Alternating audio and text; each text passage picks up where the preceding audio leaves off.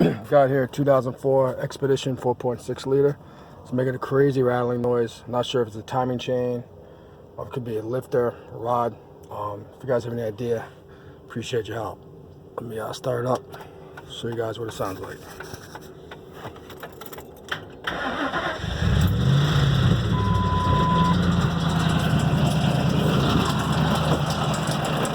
Almost sounds like it wants to stall out also.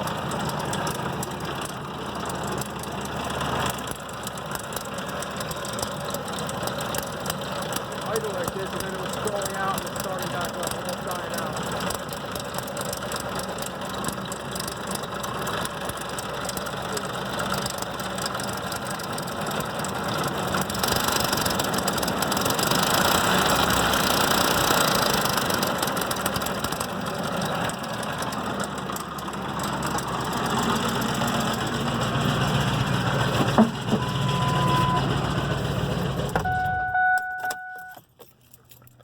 Alright, that was it. It was idling before and it almost sounded like it wanted to die out and then it kind of kicked back in. Let me know what you guys think. I appreciate you guys' help. Alright.